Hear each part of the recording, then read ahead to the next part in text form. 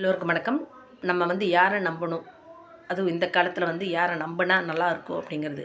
ரொம்ப வருட காலம் நம்ம கூட நல்லா ஒற்றுமையாக இல்லை நம்ம கூட எல்லா விஷயத்துலையும் ஷேர் பண்ணிவிட்டு பழகிட்டு இருக்கிறவங்கள நம்பணுமா, இல்லை கொஞ்ச காலம் பழகினாலும் நம்மகிட்ட உண்மையாக இருக்கிறவங்கள நம்பணுமா அப்படிங்கிறதா எனத்த கதை. அதுக்கு முன்னாடி நீங்கள் பார்த்தீங்கன்னா, நம்ம ரொம்ப டியர் மோஸ்ட் ஃப்ரெண்டை வீட்டுக்கு கொண்டுருவோம். ஒரு கட்டத்தில் நம்ம அதாவது தங்கியோ இல்லை அக்காவோ யாராச்சும் இருந்தாங்கன்னா அவங்க பழகி காதலித்து அவங்கள கொண்டு போய் கல்யாணம் முடித்து நம்ம அந்த இருக்கிற வீட்டுக்கு துரோகம் பண்ணிட்டு போவாங்க. சிலவங்க பார்த்திங்கன்னா வேலைக்கு அப்படின்னு சொல்லி ரொம்ப வருஷக்காலம் வச்சுருப்போம். ஒரு கட்டத்தில் அவங்க சூழ்நிலைக்கு அவங்க திருடிட்டு போவாங்க. இல்லை நம்ம கணவரோ இல்லை மனைவியோ கூடயோ பழக்கம் ஏற்பட்டு அவங்க வேறு விதமாக நம்ம குடும்பத்தில் வாழ்க்கைக்கே துரோகம் செய்துட்டு போகிறவங்க ஒரு ஒரு செட் ஆஃப் பீப்புள் இருக்காங்க. சிலவங்க நம்ம உண்மையாக நம்ம போல் எல்லோரும் இருப்பாங்க அப்படின்னு சொல்லிட்டு நம்ம பணம் கொடுத்து வைப்போம்.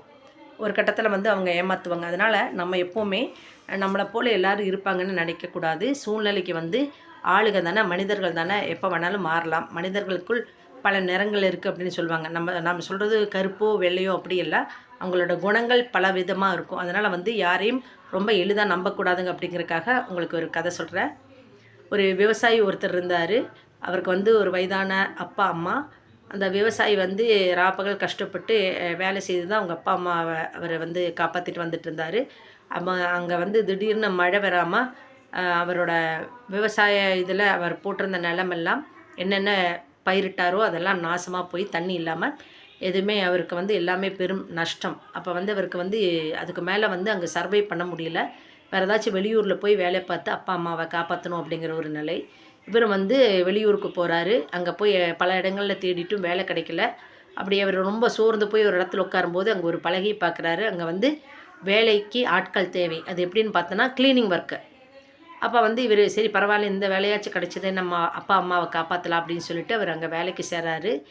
சேர்ந்து டெய்லி கிடைக்கிற பணத்தை அங்கே ஒரு மூங்கில் இருக்கும். அந்த மூங்கிலில் ஓட்டை போட்டு அந்த காசை அதுக்குள்ளே வச்சுட்டு ஒரு கல் எடுத்து வைப்பார். ஏன்னா அவர் புதுசாக அந்த இடத்துக்கு வந்தனால யார்கிட்ட கொடுக்குறது அப்படின்னு அவருக்கு தெரியாது. இப்படியே சிறு சிறு சேர்த்துட்டு இருக்கும்போது ஒரு கட்டத்தில் அந்த இது நிறைஞ்சிருச்சு. இதுக்கு மேலே எங்கே வைக்கணும்?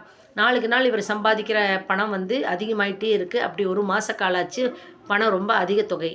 ஒரு வேளை ஊருக்கு போயிட்டு வரலான்னு பார்த்தா அங்கே இவங்க போயிட்டு வர்றதுக்குள்ளே இந்த வேலை திரும்ப அவருக்கு கிடைக்குமா அப்படிங்கிற சந்தேகம் வேறு. அதனால் இவருக்கு லீவும் கேட்க முடியாது. இவர் ஒரு மாதம் தானே ஆச்சு, எப்படி அவருக்கு லீவ் கிடைக்குமா இல்லையா, இல்லை ஒரு வேலை லீவ் கேட்டால் அந்த வேலைக்கு மறுபடியும் தொடர முடியுமா அப்படிங்கிறது ஒரு சந்தேகம். அதனால் இவர் என்ன பண்ணுறதுன்னு கன்ஃபியூஷனில் இருக்கும்போது அவர் ஊரை சேர்ந்த ஒரு சேட்டு வர்றாரு. அந்த சேட்டுவை பொறுத்தளவு அவங்க ஊரில் ரொம்ப நல்லவர், பெரிய பணக்காரர். அப்போ எதுக்குமே ஆசைப்படாத ஒரு கேரக்டர். அப்போ இவனுக்கு அவரை பார்த்த உடனே ரொம்ப சந்தோஷம். அவரை கூப்பிட்டு வரவேற்று அவருக்கு தேவையான சாப்பிட்றதுக்கு குடிக்கிறதுக்கெல்லாம் கொடுத்து அவங்க அப்பா அம்மா எல்லாம் விசாரிக்கிறான். எல்லா விசாரணைக்கு பிறகு இங்கே பாருங்கள், நான் ஒரு மாத காலம் வேலைக்கு போய் கஷ்டப்பட்டு சம்பாதிச்சு இந்த பணம் யார்கிட்ட கொடுக்குறேன்னு தெரியாது, நீங்கள் ரொம்ப நேர்மையானவங்க, இது ஊருக்கு போகும்போது எங்கள் அப்பா அம்மா கையில் கொடுத்துருங்கன்னு சொல்லிட்டு இவன் ஒரு மாத சம்பளத்தை கொடுத்து விட்றான். இந்த ஆளும் சரிப்பா நான் கொண்டு போய் அப்பா அம்மாட்ட கொடுத்துட்றேன், நான் போய் பார்த்துக்கிறேன், நீ கவலைப்படாதன்னு சொல்லிட்டு போகிறான். போயிட்டு சேட்டு இப்போ ஒவ்வொரு மாதமும் கரெக்டாக அந்த தேதியான உடனே சேட்டு பணம் வாங்கிட்டு போய் அப்பா அம்மாவுக்கு கொடுக்குற மாதிரி உதவி செய்கிற மாதிரி இவர் வாங்கிட்டே இருந்தார். அப்படி 6 மாத காலம் போன பிறகு ஒரு நாள் அந்த ஊரில் இருக்கிற இந்த ராமு வேலை செய்கிற அதே ஊரில் இருந்து ஒரு வியாபாரி வர்றாரு. வியாபாரி அப்பா அம்மாவை கூட பார்க்காம நீ இங்கே தான் இருக்கியா, ஒரு லெட்டர் கூட போடல, அவங்களுக்கு தேவையானது எதுவுமே செய்யலை, நீ விட்டாலும் எங்கள் ஊர்க்கார் மக்கள் அப்படி விட்டுற முடியுமா உங்கள் அப்பா அம்மாவை, அதுவும் வயதானவங்கள இப்படி விட்டுட்டு வந்திருக்கிய அப்படின்னு சொல்லி கண்டபடி திட்டும்போது, இல்லையே நான் மாதம் மாதம் சேட்டுக்கிட்ட அப்பா அம்மாவுக்கு பணம் கொடுத்துட்டு தானே இருந்தேன் அப்படின்னு சொல்லும்போது, இல்லை இது வரைக்கும் ₹1 கூட கொடுத்ததில்ல, அவங்களுக்கு தேவையான அத்தனையும் அவங்க செலவும் எல்லாமே ஊர் மக்கள் தான் பார்த்துட்ருக்கோம் அப்படின்னு மாதிரி சொல்லும்போது இவனுக்கு பயங்கர ஷாக். ஏறத்தால ஒரு தலை சுற்றுற அளவுக்கு ஆயிடுச்சு. என்னடா இப்படி நம்ம கஷ்டப்பட்டு ராப்பகல் அப்பா அம்மாவுக்கு வேண்டி சேர்த்து வச்ச பணமெல்லாம் இந்த சேட்டு இப்படி அபகரிச்சிட்டாரே அப்படிங்கிற மாதிரி வருது. ஏன்னா இவர் அந்த ஊரில் ரொம்ப நல்லவர் அப்படின்னு பேர் எடுத்தவர். இவர் இப்படி செய்வார்னு இவனுக்கு ஒரு நிமிஷம் கூட சிந்திக்க முடியல. அப்புறம் என்ன பண்ணலான்னு வியாபாரிகிட்ட புலம்பி அழுகும்போது வியாபாரி சொல்லுவார், பரவாயில்ல நான் சொல்கிறபடி நீ செய் அப்படின்னு. சரி அப்படின்போது அடுத்த நாள் இவங்க 2 பேருமே சேர்ந்து போகிறாங்க. இவர் வந்து ஒரு இடத்துல நின்றுட்டு நீ போய் பணத்தை கேளு அப்படிங்கிறாங்க. போய் பணத்தை கேட்கும்போது இந்த ஆள் வந்து எந்த பணம் நீ எந்த பணம் கொடுத்து வச்ச, நீ அதுக்கு நான் எந்த பணமும் நீ எனக்கு தெரிலையே, நான் இதுக்கு உங்ககிட்ட எனக்கே பணம் போதுமான அளவுக்கு இருக்குது, நான் இதுக்கு உங்ககிட்ட பணம் கேட்கணுன்னெல்லாம் கண்டபடி திட்டுறா. வேறு வழி இல்லாமல் இவனும் வந்து ரொம்ப சோகத்தோடு வந்து வியாபாரிகிட்ட சொல்கிறாப்படி. அப்போ வியாபாரி சொல்லுவாங்க, சரி நாளைக்கு வந்து நம்ம 2 பேரும் மறுபடியும் போகலாம், அதுக்கு முன்னாடி நான் ஒரு பிளான் வச்சுருக்கேன்னு சொல்லிட்டு இந்த வியாபாரி என்ன பண்ணுறாரு, அவர்கிட்ட இருந்த 2 பவுன் நல்லா பளபளன்னு இருக்கிற தங்க செயினை கொண்டு போய் இந்த சேட்டுக்கிட்ட கொடுக்குறாரு. சேட்டுக்கிட்ட கொடுத்துட்டு, சேட்டு இதே மாதிரி என்னோடய மனைவி வந்து ஊருக்கு போயிருக்காங்க, மனைவியை வந்த உடனே இந்த 2 பவுனை திருப்பி வாங்கிக்கிறேன் அப்படின்னு சொல்லிட்டு கொடுக்குறாங்க. அந்த டைம் வந்து இந்த ராமுவையும் வர சொல்லியிருப்பார். இப்போ ராமு கரெக்டாக அந்த வியாபாரி இருக்கும்போது இந்த செயின் வந்து சேட்டு கையில் கொடுத்த பிறகு இந்த ராமு உள்ளே ஏறி வர்றா. இப்போ நீ பணம் கேளு அப்படிங்கிற மாதிரி வியாபாரி சைகை பண்ணுறாரு. உடனே ராமு வந்து சேட்டுக்கிட்ட இதேமாதிரி நான் கொடுத்து வச்ச 6 மாதம் பணம் அப்படின்னு கேட்கும்போது இவருக்கு வேறு வழி இல்லை. ஏன்னா இந்த ராமு கொடுத்து வச்சது 6 மாதத்தோட தொகை மட்டும்தான். அது வந்து இந்த 2 பவுன் செயினுக்கு வந்து ஈக்குவல் ஆகாது. இதோட பல மடங்கு தான் இந்த செயினோட வேல்யூ. அப்போ இப்போ வந்து இவன் இல்லைன்னு சொன்னானா இவன் ஃப்ராடு, இவன் வந்து திருடன்னு தெரிஞ்சிட்டா அப்புறம் இந்த வியாபாரி வந்து தங்க செயின் கொடுக்க மாட்டான்னு தெரிஞ்சுட்டு உடனே நில்லு நான் உன் பணத்தை எடுத்துகிட்டு வரேன்னு சொல்லி ரொம்ப நேர்மையானவன் மாதிரி போய் இந்த ராமுக்கு சேர வேண்டிய அந்த தொகையை கொண்டு வந்து கொடுப்பாள். கொடுத்துட்டு ராமுகிட்ட சொல்லுவாள், பணமெல்லாம் கரெக்டாக இருக்கான்னு பார்த்து கொண்டும்போது இல்லை கரெக்டாக தான் இருக்குது அப்படின்னு சொல்லிட்டு ராமு தன்னோட பணத்தை வாங்கிட்டு வெளியில் போயிடுறான்.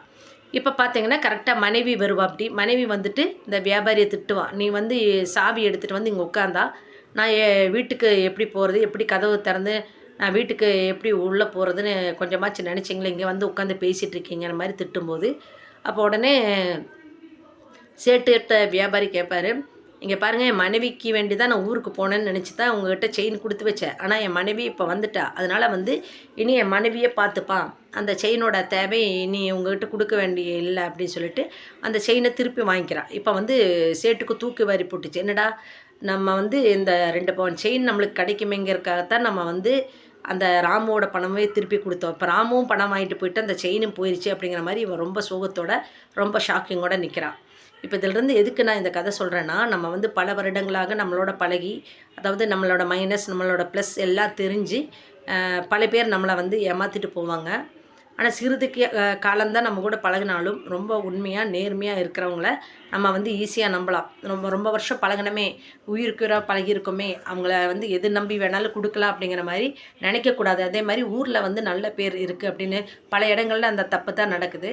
நம்ம போய் இப்போ பெண் பார்க்க போகும்போது அவரை பையனை பற்றி விசாரிக்கணுன்னா பக்கத்து வீடு அந்த ஊரில் இருக்கிறவங்களையெல்லாம் நம்ம விசாரிப்போம். அவங்கள வந்து இவன் போய் வர்றது அந்த மேலோட்டமாக அவனோட கேரக்டர் உள்ள டீப்பாக அவங்க பழகியிருக்க மாட்டாங்க. அந்த பையன் பார்க்கும்போது நல்ல பையனாக வீட்டுக்கு வரான், திரும்ப போகிறான் அப்படிங்கிற மாதிரி அவன் வந்து தொழில் பண்ணுறான், இல்லை அவன் பண்ணுற வேலைக்கு போகிறான், அவன் பாட்டுக்கு வர்றான், யாரோடய பேச மாட்டான், நல்ல பையன், எந்த கெட்ட பழக்கம் இல்லைன்னு நம்ம வெளி தோற்றத்தை பார்த்து பல பேர் வந்து சஜெக்ஷன் சொல்லுவாங்க. இந்த பையனை நீங்கள் தாராளம் கொடுக்கலாம், அந்த பையன் இருக்கிற இடமே தெரியாது, போகிறதும் விரதமா இருப்பான், அவன் உண்டு வேலை உண்டுன்னு இருப்பான்னு சொல்லிட்டு நம்ம கொடுப்போம். ஆக்சுவலாக அது வந்து கல்யாணம் முடித்து கொடுத்துட்டு பல இடங்களில் அப்புறம் பார்த்திங்கன்னா அந்த பையனுக்கு குடிப்பழக்கம் இருக்குது, அவனுக்கு வேறு பெண்ணோட சவகாசம் இருக்குது. டோட்டலாக நம்ம இந்த ஊர் மக்கள் சொன்ன மாதிரி அந்த அந்த கேரக்டரே அப்படி இருக்காது. சில இடங்களில் பார்த்தோன்னா ஒரு கிறிஸ்டியன் ஃபேமிலினா அந்த சர்ச்சில் போய் ஃபாதர் சிஸ்டர்கிட்ட எல்லாம் கேட்போம். அப்போ பார்த்தோன்னா அவன் ரொம்ப பக்தி மாதிரி நடித்து வாரம் கரெக்டாக சர்ச்சுக்கு போகிறவனாக இருப்பான், அவன் எல்லாமே பர்ஃபெக்டாக செய்கிறவன மாதிரி இருப்பான். ஒரு கட்டத்தில் பார்த்திங்கன்னா அவங்ககிட்ட எல்லா கெட்ட பழக்கம் இருக்கும், பெண் சகவாசத்துலேருந்து குடியிலிருந்து அவனுக்கு எல்லாமே இருக்கும். ஆனாலும் இவன் வந்து சர்ச்சுக்கு போயிட்டு வர்றதை பார்த்த உடனே அந்த கன்னியாஸ்திரியோ இல்லை வந்து ஃபாதரியாரோ ரொம்ப நல்லவங்க அப்படின்னு சர்டிஃபிகேட் கொடுத்து பல குடும்ப பெண்களோட வாழ்க்கையும் நாசமாக போயிருக்கு. அதனால் நம்ம வந்து வெளி தோற்றத்தில் வந்து யாருமே நல்லவங்க அப்படின்னு சொல்லி நம்ம ஜட்ஜ் பண்ணக்கூடாது. யாரை நம்பணும் யாரை நம்பக்கூடாதுன்னு நம்ம வந்து பழகி பார்க்கணும். நம்ம ஷார்ட் பீரியட் பழகினாலும் பரவாயில்ல, ஆனால் ரொம்ப காலம் பழகிட்டோம் அப்படின்னு சொல்லி யாருக்கிட்டையும் யதார்த்தமாக இருக்கக்கூடாது. அதுக்கு வேண்டியதான் இந்த கதை சொன்னேன். நன்றி, வணக்கம்.